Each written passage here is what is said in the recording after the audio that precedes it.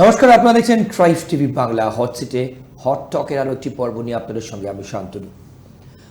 Hot সিটে hot টকের প্রতিটা পর্বেই কিন্তু আমরা যা যা টপিক নিয়ে কথা বলি, প্রতিটা টপিকই কিন্তু আপনারা দেখছেন আমাদের সোশ্যাল মিডিয়ায় যখন পোস্ট হয়, দেখে আপনারা কমেন্ট করেন এবং সবকটা টপিকই কিন্তু ইম্পর্ট্যান্ট। এই মুহূর্তে যত নির্বাচন এগোবে না, তত দেখবেন আমাদের আলোচনার হট সিটে হট টক মানে একদম গরমাগরম আলোচনা। হট সিটে যিনি থাকেন তার বিশ্লেষণ আপনারা শুনে যা যা কমেন্ট করেন আমাদের সোশ্যাল মিডিয়াতে, আমরা চাই আপনারা আরও ইনভলভ হন এবং আরও কমেন্ট করুন। হট সিটে হট টকের প্রথমেই আজকে যে টপিক দিয়ে আমরা শুরু করব, আপনারা প্রত্যেকে জানেন টাটা গোষ্ঠীর কথা বলছি আমি। 9 জুলাই টাটা সানসের চেয়ারম্যান এন চন্দ্রশেখরন এর সঙ্গে মুখ্যমন্ত্রী মিটিং করেছেন এবং টাটার বিনিয়োগ ইনভেস্টমেন্ট নিয়ে কিন্তু টিসিএসের এবং টাটার বিভিন্ন সংস্থায় ইনভেস্টমেন্ট নিয়ে কিন্তু মুখ্যমন্ত্রী খুব ইম্পর্টেন্ট মিটিংটা, এটা দিয়ে আমরা প্রথম টপিক শুরু করব। তারপর আরও অনেক গুরুত্বপূর্ণ টপিক থাকছে, আপনারা পুরো পর্ব দেখবেন। অর্কপর্ব সরকার আসেন আমার বাদিকে, হট সিটে হট টকে যার বিশ্লেষণ আপনারা শোনেন এবং যার কথা আপনারা বিভিন্ন জায়গায় আপনার কমেন্ট লিখেন। অর্কদা, আপনাকে স্বাগত আজকের পর্বে। প্রথমেই 9 জুলাই মুখ্যমন্ত্রীর সঙ্গে এন চন্দ্রশেখরনের মিটিং টাটা গোষ্ঠীর, আপনার আপনার আপনার প্রতিক্রিয়া। বৈঠক হয়েছে, ভালো হয়েছে। এই বৈঠকেই যে রাতারাতি সব বদলে যাবে তা তো নয়। টাটা গোষ্ঠী চন্দ্রশেখরনের টাটা সন্সের চেয়ারম্যান, বিজিবিএসএ থেকে আমন্ত্রণ জানিয়েছিলেন মুখ্যমন্ত্রী, কিন্তু ওনার প্রায় কিছু এনগেজমেন্ট ছিল, সেই জন্য তিনি আসতে পারেননি। কথা দিয়েছিলেন আসবেন, এসেছেন। সৌজন্য সাক্ষাৎ হয়েছে। টিসিএসের ক্যাম্পাসের জন্য রাজ্য সরকার জমি দিচ্ছে, ছাড়পত্রও দিয়েছে, সেখানে 5,000 প্রত্যক্ষ কর্মসংস্থান হবে। কিন্তু 2008 সালে মমতা বন্দ্যোপাধ্যায় টাটাকে এখান থেকে তাড়িয়েছিলেন। স্বয়ং Ratan Tata bad M good M বলেছিলেন, গুজরাটে সানন্দে চলে গিয়েছিল নানোর কারখানা। মুখ্যমন্ত্রী হয়তো প্রায়শ্চিত্ত করছেন। উনি তো ভুল স্বীকার কখনো করেন না, উনি যা বলবেন সেটাই ঠিক। আর বাকিরা কোনো ন্যায্য কথা বললে সেটা হবে বাংলা বিরোধী চক্রান্ত, কালিমালিপ্ত করার চেষ্টা। এখন বোধোদয় হয়েছে যে যা করেছিলেন 17 বছর আগে সেটা পশ্চিমবঙ্গের মানুষের সঙ্গে বিশ্বাসঘাতকতা। শুধুমাত্র ক্ষমতায় আসার জন্য টাটার শিল্প সম্ভাবনাকে তিনি নষ্ট করেছিলেন এবং কয়েকটা প্রজন্ম এই শিল্পায়নের সুফল থেকে বঞ্চিত হয়েছে। তাই তিনি প্রায়শ্চিত্ত করতে চাইছেন। দেখুন, শিল্পপতিরা সৌজন্য সাক্ষাৎ সবার সঙ্গে করেন, তার মানে এই নয় যে তারা এক্ষুনি উপুল হস্ত হয়ে বিনিয়োগ করবেন। কিন্তু এরকম মিটিং তো আরও অনেক আগে বহুবার হয়েছে। টাটার সঙ্গে এরকম শীর্ষ পর্যায়ে হয়নি, অনেকের সঙ্গে হয়েছে। রিলায়েন্স কিছু করেছে, তাজপুরের গোবিন্দ সমুদ্র বন্দর আদানিকে তো দেওয়া হয়েছিল লেটার অফ ইন্টেন্ট, সেটার ভবিষ্যৎ এখন আমরা জানি না। শালবনীতে জিন্দালের কারখানা শিলান্যাস হয়েছে, আশা করি হবে। সৌরভ স্পেনে গিয়ে বলেছিল ইস্পাত কারখানা করবে, আমরা আর কিছুই জানতে পারলাম না। 19 লক্ষ কোটি টাকার বিজিবিএসএ বিনিয়োগের প্রস্তাব এসছে। কেন্দ্রীয় সরকারের রিপোর্ট বলছে প্রস্তাবের নিরিখে পশ্চিমবঙ্গের স্থান দেশের মধ্যে চতুর্থ, কিন্তু প্রস্তাব বাস্তবায়নের ক্ষেত্রে প্রথম 10-12-র মধ্যে পশ্চিমবঙ্গ নেই। যাই হোক, তাওয়ারা শুভ লক্ষণ। বৈঠক হয়েছে, রাতারাতি কিছু হবে বলে আমার মনে হয় না, কিন্তু বলটা যদি গড়াতে শুরু করে সেটাও একটা শুভ লক্ষণ, এইটুকুই বলতে পারবো, আর কোনো তাৎপর্য না। আপনি বলছেন যে ভুল করেছিলেন মুখ্যমন্ত্রী ন্যানোর সময় তার প্রায়শ্চিত্ত, এইভাবে আপনি ওনার আগে অনেক এসব প্রায়শ্চিত্ত করা উচিত ছিল। যেভাবে টাটার ফ্যাক্টরিটাকে ভাঙা হয়েছে, ওখানে সর্ষের চাষ হয়, ভারতবর্ষে কোনো রাজ্যে হয় না এইসব, শুধুমাত্র পশ্চিমবঙ্গে হয়। তা প্রায়শ্চিত্ত তো ওনার আগে করা উচিত ছিল। এখন আবার হয়তো ভোটের মুখে শহরের মানুষ, মধ্যবিত্ত শিক্ষিত যুবকদের বার্তা দিতে চাইছেন, দেখো আমি টাটাকে আবার নিয়ে আসছি। না আচারে বিশ্বাস নেই। বেশ, পরবর্তী যে টপিকে যাব অর্কদা, সেটা হলো আপনি বহু ক্ষেত্রে বলে থাকেন যে বঙ্গেশ্বরী আতঙ্কিত, অর্থাৎ আমাদের বঙ্গেশ্বরী আতঙ্কিত। বিভিন্ন ক্ষেত্র থেকে কিন্তু এই মুহূর্তে দাঁড়িয়ে যে জায়গায় দাঁড়িয়ে আছে অর্কদা, কীভাবে বলছে মানে আতঙ্কিত, মানে সব দিক থেকে কি মানে এক একটা তীর আসছে, তীরে বিদ্ধ হচ্ছে না। উনি তখন খড়কুটো তোলে বাঁচতে চাইছেন। কোথায় কুচবিহারে উত্তম কি যেন ভদ্রলোক, মানে এনআরসির কথা বলছেন? হ্যাঁ, একটা নোটিশ ভুল করে এসেছিল আসামের ফরেনার্স ট্রাইব্যুনাল থেকে। প্রথম কথা, এনআরসি হচ্ছে না, আর কোচ রাজবংশী সম্প্রদায়কে বাইরে, আওতার বাইরেই আছে। বেশ বেশ। একটা ভুলবশত একটা নোটিশ এসছে, সেটা বা এখানকার প্রশাসন কেন গ্রহণ করেছিল আমি জানি না, সেটা নিয়ে উনি বাজার গরম করতে শুরু করলেন, এই এনআরসি হবে, এই এনআরসি হবে। আসলে মাননীয়া বুঝতে পেরেছেন যে 15 বছরের শাসনে, আমি সামাজিক কর্মসূচি যেগুলো নিয়েছেন সেগুলোর আমি অনেকগুলো ভালো, যেমন কন্যাশ্রী, লক্ষ্মীর ভাণ্ডার, সবুজ সাথী, স্বাস্থ্য সাথী, কিন্তু এটা তো একটা দিক। আর উল্টো দিকে কি আছে? চৌর্যবৃত্তির সাম্রাজ্যকে দৃঢ় করেছেন, বেশ। করাপশন সীমাহীন, একদম। দুর্নীতির প্রাতিষ্ঠানিকীকরণ, শিক্ষাঙ্গনে অরাজকতা, আইনের শাসন ভেঙে পড়েছে, দুষ্কৃতীদের দেখলে পুলিশ টেবিলের তলায় লুকোয়, ডিএ অনুব্রত মণ্ডলের মতো একজন দুরাত্মা একজন পুলিশ অফিসারকে ফোন করে তার বাড়ির মাতৃশক্তির নামে অকথা কুকথা বলে, এগুলো মানুষ দেখছে। বেশ। এবং উনি সংখ্যালঘু দরদি সাজেন, ওনার ইমাম মুয়াজ্জিমদের ভাতা আর শাহজাহান, জাহাঙ্গীর, কাইজার, মুদাসসারদের মতো কিছু স্ট্রংম্যান, এদের উপর ভিত্তি করেই ওনার সংখ্যালঘু প্রীতি। সংখ্যালঘুরা 2008 সালে যে অবস্থায় ছিল, বাংলাভাষী গরিব মুসলমানরা যারা পশ্চিমবঙ্গে গ্রামে গ্রামাঞ্চলে থাকেন, তাদের অবস্থার কতটুকু উন্নতি হয়েছে? অমর্ত্য সেনের প্রতিটি ট্রাস্ট এবং অন্যান্য কিছু প্রতিষ্ঠিত সংস্থার সমীক্ষায় দেখা গেছে যে সংখ্যালঘুদের উন্নতি যৎসামান্য হয়েছে। বেশ। উনি সংখ্যালঘুদের রক্ষাকর্ত্রী সেজে বলছেন বিজেপি আসলে দাঙ্গা বেরাবে, তোমাদের দেশ ছাড়তে বাধ্য করবে, এইসব বলে ভোট নিচ্ছেন। প্রকৃত উন্নয়ন কি করেছেন? উনি সামাজিক কর্মসূচি করেছেন, খুব ভালো কথা। আরে তার জন্য যে অর্থের যোগান লাগে, আপনি ধার করে করে কতদিন চালাবেন? তো রাজস্ব তো নেই, সরকারের নিজস্ব রাজস্ব কি? কলকারখানা না থাকলে নিজস্ব রাজস্ব হয় না। বেশ। কেন্দ্রের করের ভাগ, জিএসটির ভাগ আর কেন্দ্রের গ্র্যান্ট ইন এইড পশ্চিমবঙ্গের রাজস্ব হিসাবে যে দেখানো হয় তার সিংহভাগ জুড়ে থাকে, অনেকটা, সিংহভাগ না হলেও অনেকটা। বেশ।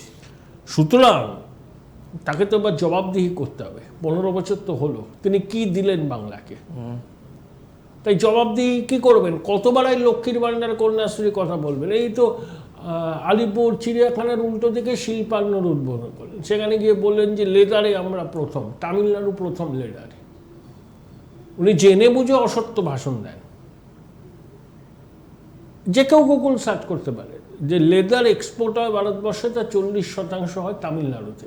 পশ্চিমবঙ্গ সঙ্গে তামিলনাড়ুর ফারাক অনেকটা। উনি বলে দিলেন যে আমরা প্রথম।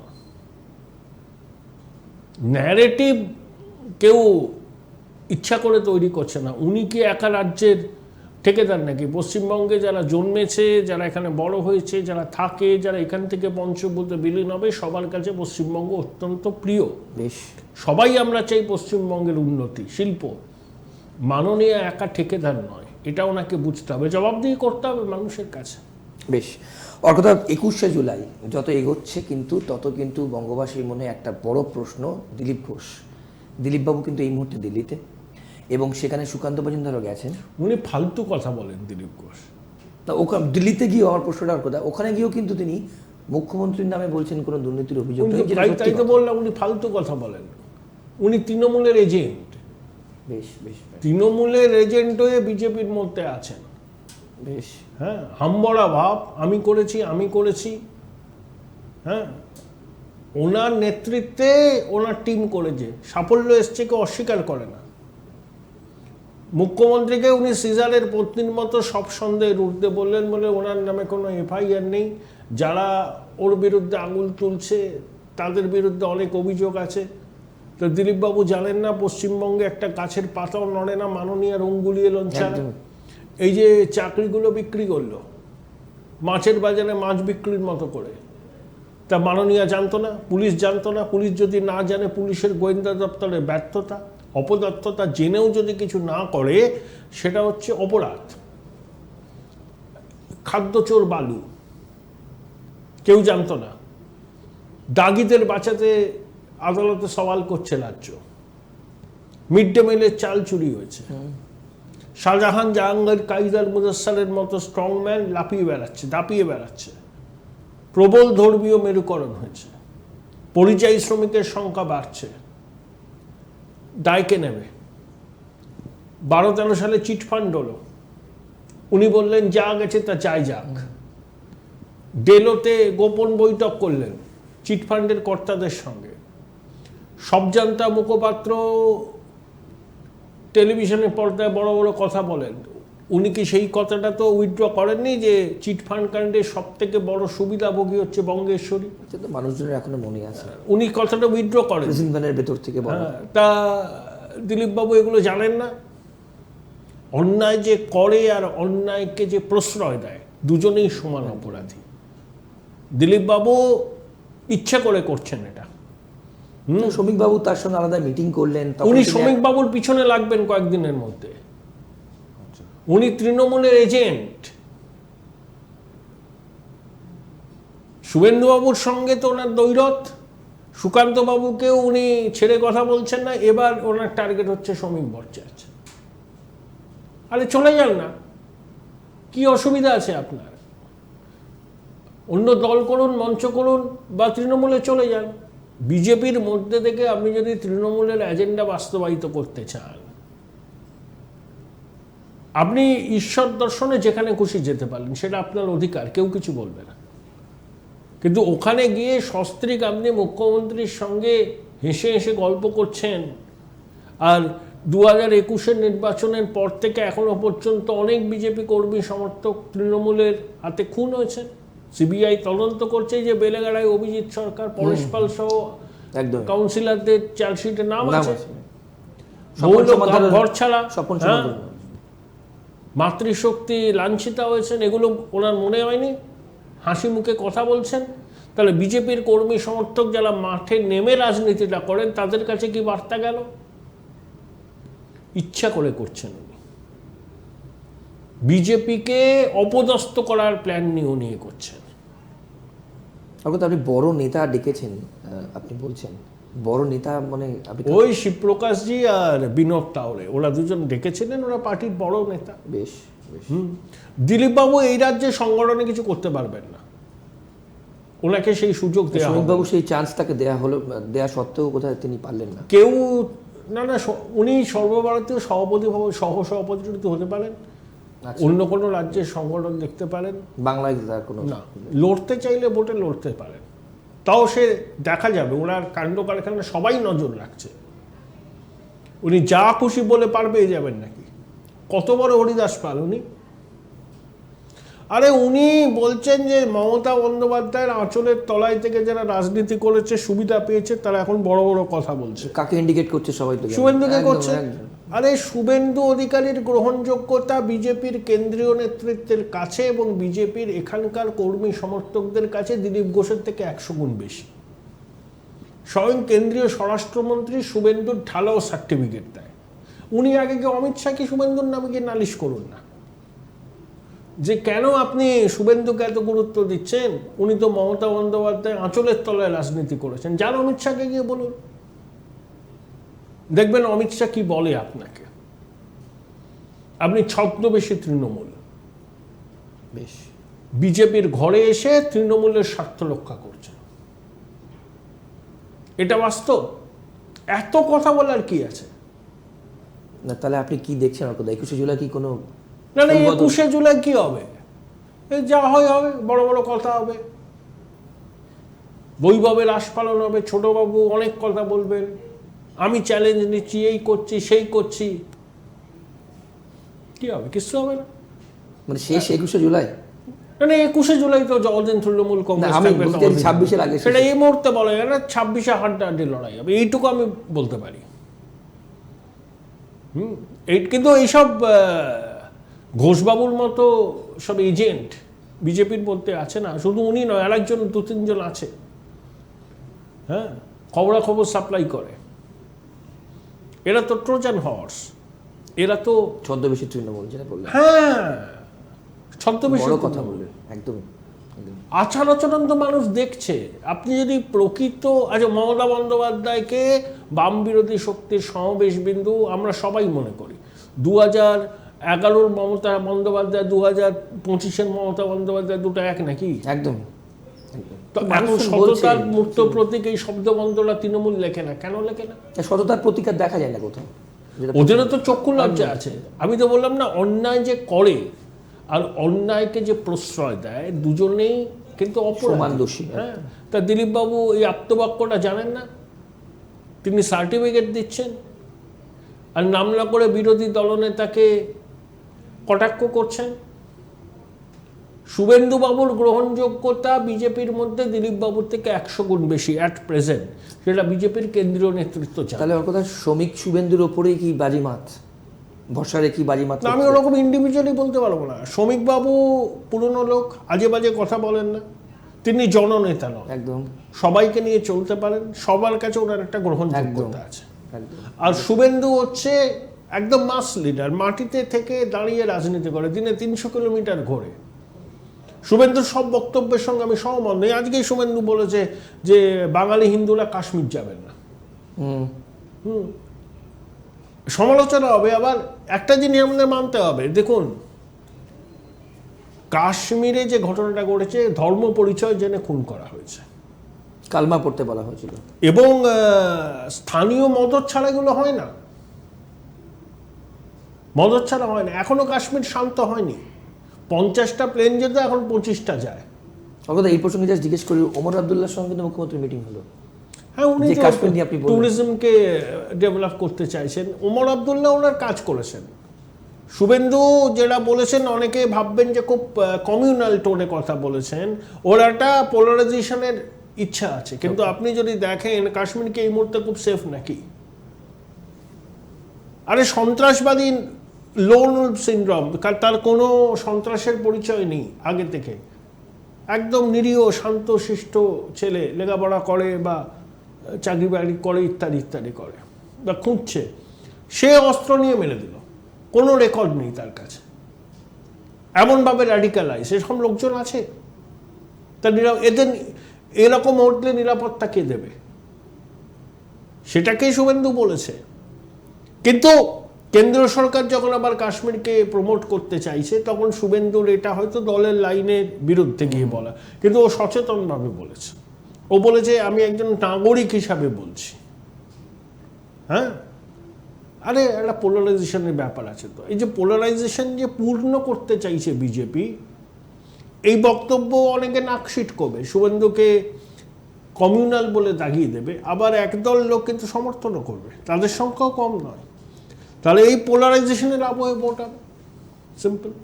আর এই ছদ্মবেশী তৃণমূল যারা আছেন তাদেরকে তো একদম মার্ক করে তাদের বিরুদ্ধে নিজেরাই মার্ক হয়ে যাবে, হয়ে যাচ্ছেন তো।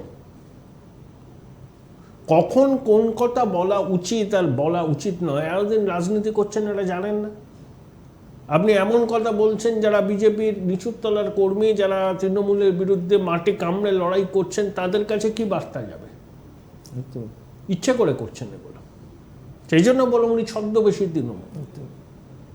সিপিএমও এরকম ছদ্মবেশী তৃণমূল আছে, আর বিজেপির মধ্যে ছদ্মবেশী তৃণমূল তো একজনকে দেখলেনি আপনারা, আরো 2-3 জন আছে।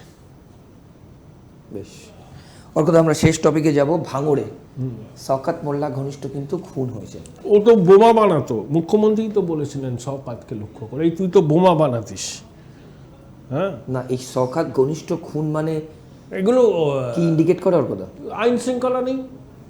তৃণমূল জমানায় তৃণমূলের এক নেতাকে অজ্ঞাত পরিচয় দুষ্কৃতীরা মোটর বাইক থেকে এসে গুলি করল। হ্যাঁ, তা কালচারটা কি ভাঙড়ে? তো এখানে তো আবার আইএসএফ এর সংখ্যালঘুদের মধ্যে মারামারি হচ্ছে। হ্যাঁ, এটাই সব থেকে বড় জিনিস। এক্স্যাক্টলি। এই যে ধর্মীয় সংখ্যালঘুরা তৃণমূলকে অনেকে পরিত্রাতা বলে মনে করেন, বিজেপির আগ্রাসন থেকে তৃণমূলের সব থেকে বড় অ্যাসেট ভোট ব্যাংক, এবং এই সংখ্যালঘুরা এই জমানায় সব থেকে বেশি খুন হয়েছে। সংখ্যালঘুদের হাতে সংখ্যালঘুরা খুন হয়েছে। সিদ্দিকুল্লাহ চৌধুরীর গাড়ি ভাঙচুর করেছে এক সংখ্যালঘু মাতব্বর। কালীগঞ্জের তামান্নার খুনের পিছনেও সংখ্যালঘুরা। এই যে শওকতের অনুগামী তৃণমূলের যে অঞ্চলের নেতা, তাকেও খুন করা হলো, দেখবেন এর পিছনেও সংখ্যালঘুরা আছে। তাহলে সংখ্যালঘুরাকে মারছে। হ্যাঁ, মানে দুষ্কৃতিরাজ বলতে যা বোঝায় সেটাই দুষ্কৃতিরাজ। আর শওকতকে তো মুখ্যমন্ত্রী বলেছিলেন এই তুই তো বোমা বাঁধ। একদম।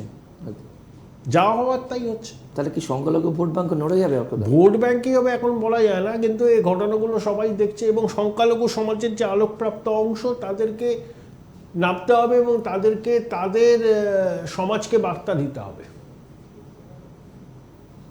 যে লেখাপড়া শিখুন, কর্মসংস্থানের উপযোগী করে তুলুন, ইমাম মুয়াজ্জিমদের ফতোয়া মানবেন না, আধুনিক শিক্ষায় শিক্ষিত হন এবং ন্যাশনাল মেনস্ট্রিমের সঙ্গে যুক্ত হন। অনর্থ কিছু লোক বিজেপির জুজু দেখাবে, আপনারা তাতে প্রভাবিত হবেন, এটা করলে আপনারা নিজেরাই মুশকিলে পড়বেন। বেশ, অর্কদা একদম শেষে বাংলাদেশে মোহাম্মদ ইউনূসের এখন কি অবস্থা? ইউনূস এখন আছে, দুটো বর্ষপূর্তি হবে, নির্বাচন কবে হবে সেই নিয়ে ডেট কিছু বলছে না। বাংলাদেশের পরিস্থিতি ক্রমশই জটিল হচ্ছে।